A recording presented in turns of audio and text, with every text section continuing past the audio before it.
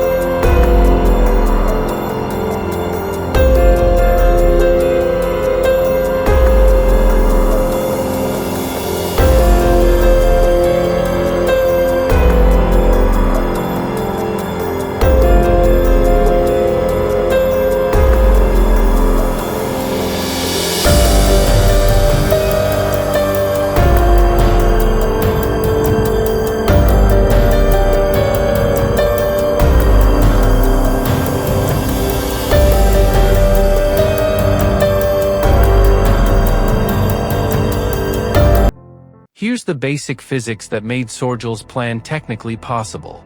The Mediterranean Sea loses far more water to evaporation every year than all its rivers combined can replace. The only reason it stays full is a constant inflow from the Atlantic Ocean, pouring in through one narrow gap, the Strait of Gibraltar. Sörgel's idea was simple to describe and almost unimaginable to execute: build a massive dam across the Strait of Gibraltar, cutting off the Atlantic's inflow. Once that tap was shut off, natural evaporation would do the rest of the work for free, and the sea level would begin to drop, not by inches, but by tens of meters, over decades. In his most detailed version of the plan, Sörgel proposed splitting the Mediterranean into two separate basins using a second dam, this one stretching between Sicily and Tunisia. The western basin would drop by around 100 meters. The eastern basin, cut off even further by a third dam across the Dardanelles Strait, sealing off the Black Sea entirely, would drop by as much as 200 meters. Do the math on that, and the numbers get almost impossible to picture. This plan would have exposed more than 660,000 square kilometers of new land, an area larger than the entire country of France, currently sitting at the bottom of the sea. What would that land actually look like? The plan called for Italy's landmass to grow by nearly half. Islands across the Adriatic and Aegean Seas, Greek islands included, would be reconnected to the mainland by dry land. Venice, sitting at the edge of a shrinking Adriatic, would need special canal works just to stay a coastal city instead of becoming landlocked. And that Gibraltar Dam wasn't just about land. It was designed as the largest hydroelectric power plant on Earth, with water from the Atlantic constantly spilling over into the lower Mediterranean basin, driving turbines non-stop, forever. Sörgel calculated this single dam alone could supply electricity to more than 250 million people. To put that in perspective, that's roughly the entire population of Europe at the time, powered by one structure. But Sörgel wasn't finished. This is where the plan goes from ambitious to almost delusional in scope. He proposed a second, entirely separate megaproject in Central Africa, massive dams across the Congo River, designed to flood the Congo Basin and refill Lake Chad, which was already shrinking even in the 1920s, into a vast new inland sea. The goal was to irrigate the Sahara Desert itself, turning it into farmland, and to create a shipping route deep into the interior of the African continent. Sörgel's supporting materials weren't vague sketches on a napkin. His wife, an art dealer, helped fund richly detailed illustrations, architectural drawings, and scale models, showing new port cities, a 400-meter tower crowning the Gibraltar Dam designed by a real, well-known architect of the era, and a continent-spanning road and rail network linking Europe to Africa across the new dry land. The name he eventually settled on for the whole vision, Atlantropa. A fusion of Atlantic and Europe, a new supercontinent, powered by one energy grid, governed, in his mind, by a shared authority that could cut off electricity to any nation that started a war. A plan this enormous doesn't get built by one person sketching alone in an office. Sörgel understood this, and he spent the next 25 years of his life, essentially the rest of his life, running one of the most relentless engineering publicity campaigns of the 20th century. In 1929, he published his first book laying out the vision, and followed it with several more over the following decade. He founded something called the Atlantropa Institute, gathering architects, engineers, and financial backers under one roof. Newspapers across Europe, and even as far away as Australia, ran illustrated features on the project throughout the 1930s, treating it as a serious, if audacious, engineering proposal, not a fantasy. For scale, consider this: Sörgel drew direct comparisons between his project and the two most famous engineering achievements of the era, the Suez Canal and the Panama Canal. Both of those had once sounded just as impossible. Both had reshaped global trade once completed. If humanity could cut through continents to link oceans, Sörgel argued, why not use the same ambition to reshape an entire sea? The project even leaked into popular culture at the time.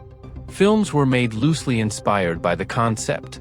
Novels imagined the fantastic prosperity a drained Mediterranean could bring. Sörgel wasn't just pitching engineers, he was pitching an entire generation on a new vision of what human ambition could accomplish.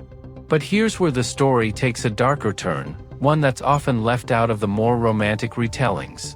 Sörgel's vision of uniting Europe and Africa wasn't the equal partnership it might sound like on the surface. His plans openly treated the African continent primarily as a source of raw materials and empty land for European expansion, describing Africa in his own writing as essentially useful to Europe, with little regard for the people already living there. The Congo and Chad flooding plans, in particular, gave almost no consideration to the populations who would have been displaced by turning entire river basins into inland seas. In other words, Atlantropa's utopian pitch of ending war through shared energy and land was, underneath, built on the same colonial assumptions that defined most European ambitions in Africa at the time. By the 1930s, Sörgel had a new problem, one far more dangerous than engineering skepticism. The Nazi Party rose to power in Germany, and Sörgel needed their approval, or at least their tolerance, if Atlantropa was ever going to move from blueprints to concrete. This is where the story gets uncomfortable. In one of his books published in 1938, Sörgel included a quote from Adolf Hitler on the very first page, an attempt to frame Atlantropa as compatible with Nazi ideology, particularly its obsession with Lebensraum, or living space for the German people. Sörgel seemed to hope the regime would see his plan as a peaceful, engineering-based alternative to territorial expansion through war. It didn't work. The Nazi leadership largely dismissed Atlantropa. Hitler's version of expansion looked east, into Poland and the Soviet Union, through military conquest, not west and south, through hydroelectric dams and evaporating seas. The project was too slow, too cooperative, too dependent on international partnership for a regime that had no interest in sharing power with France, Britain, or the nations of Africa. Then came the Second World War, and Atlantropa's moment, if it ever truly had one, passed. Every resource, every engineer, every ounce of national ambition in Europe went into the war effort instead. A supercontinent connected by peaceful hydroelectric dams was not a priority while the continent was busy destroying itself in the most violent conflict in human history. Here's what's remarkable about this story: the war didn't kill Atlantropa. Sörgel survived World War II and kept going, publishing more material, still trying to convince a shattered, divided Europe that his vision was the answer. Incredibly, the idea got taken somewhat seriously again after the war. In 1948, an American-based magazine called UN World actually published commentary treating international cooperation on a project like Atlantropa as an ambitious but not entirely impossible dream. floating the idea that if the world could someday achieve real cooperation between nations, a project like this might not be so far-fetched. But the world had moved on to a new obsession. As the 1940s turned into the 1950s, atomic energy emerged as the new symbol of unlimited power, a cleaner, faster, more modern solution to the same energy problem Atlantropa had spent decades trying to solve with dams and evaporation. Nuclear power didn't require draining an entire sea, relocating populations, or negotiating cooperation between a dozen governments across 2 continents. It just required a reactor. Sörgel never saw his project completed, and he never stopped trying. On December 25, 1952, Christmas Day, Herman Sörgel died in a car accident. He was 67 years old, and had spent exactly 25 years of his life promoting a single idea that no government ever agreed to build. The Atlantropa Institute, the organization he'd built to carry the torch, limped along without him for a few more years before finally dissolving in 1960. The dream that once filled newspapers across Europe simply stopped. So was Atlantropa simply a failure, or something else entirely? The physics behind it was never really the problem. Evaporation and dam engineering were well understood even in the 1920s. What killed Atlantropa wasn't impossibility. It was politics, timing, and the arrival of a shinier, newer technological obsession. And the idea never fully disappeared from culture, even after Sörgel's death.